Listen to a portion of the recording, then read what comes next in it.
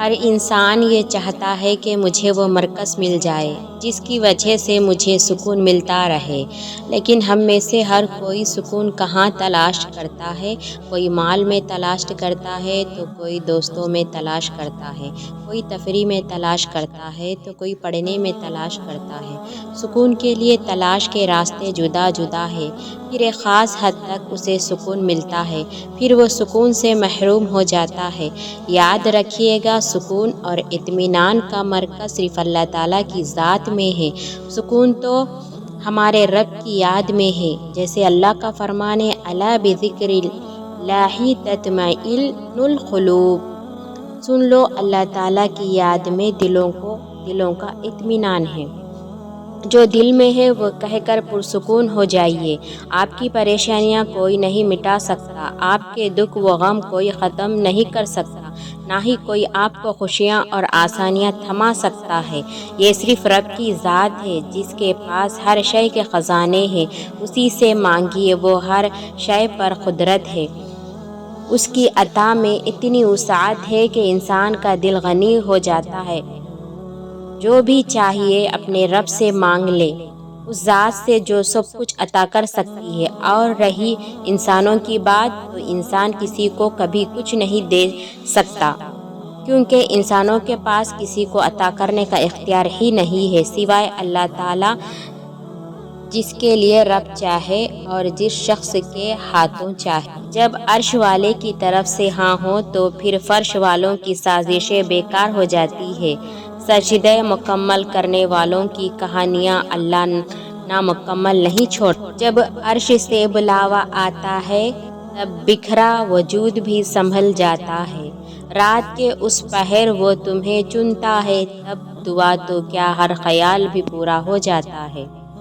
ممکن ہے تمہارے صبر میں ہی چھپے معجزوں کا راز ہو، ممکن ہے تمہاری ہر دعا ہی اس کا صبر کا انعام ہو۔ تمہاری دعاؤں کی مسلسل تکرار اور تمہارا غم اور اللہ کا مسلسل چپ رہنا ایک سخت امتحان ہے تمہارا ایمان کا، مگر جب رب اپنی خاموشی توڑ دے گا تم اس کا جلوہ دیکھو گے جو تمہارے توکل کا انعام ہوگا۔ توکل کے آسمان پر جب صبر کے ستارے مسکرانے لگے تو زمین دکھوں کے عمر گھٹنے لگتی ہے۔ سنو، تم بھی رب کی خاطر صبر کے جگنو تھام لو۔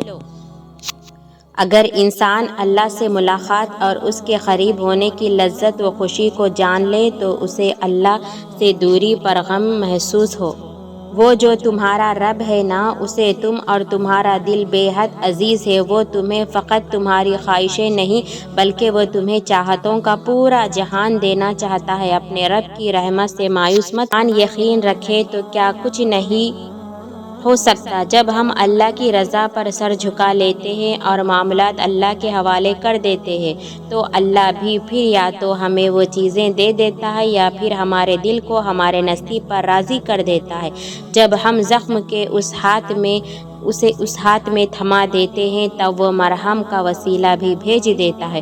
جب ہم صبر کر لیتے ہیں تب وہ ہمیں اس صبر کا صلہ معجزوں کی صورت میں دیتا ہے۔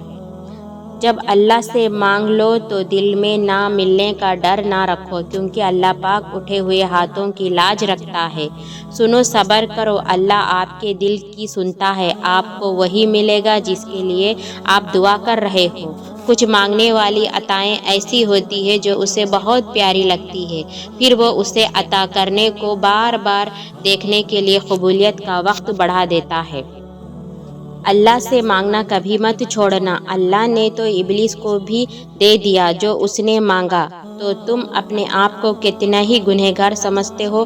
اللہ کو پکارنا مت چھوڑنا۔ کبھی کبھی ایسا وقت بھی آ جاتا ہے کہ کل تک ہواؤں میں اڑنے والے کبھی کبھار چلنے کے قابل بھی نہیں رہتے۔ عاجزی اور انکساری کے ساتھ جینا سیکھیے۔ مجھے نہیں پتا میرے مستقبل کے خدشات کا حل کیسے نکلے گا، لیکن مجھے ایک بات کا پتہ ہے کہ مجھے بس اپنے رب پر یقین رکھنا ہے۔ وہ پھر مجھے ہر اس چیز سے نواز دے گا جس کی مجھے خواہش ہے، کیونکہ معجزے تو یقین والوں کے لیے ہی ہوتے ہیں۔ انشاءاللہ۔ حضرت یوسف علیہ السلام کو ابتدا میں آزمائش سے نکال لیا گیا ہوتا تو پھر ملک کہ مصر کی کنجیاں آپ کے ہاتھ کیسے آتی؟ آزمائش کا دروازہ ہونا کسی وقت انعام کے برابر ہونے کا موجب ہو سکتا ہے۔ ہمیشہ اللہ پر بھروسہ رکھیں۔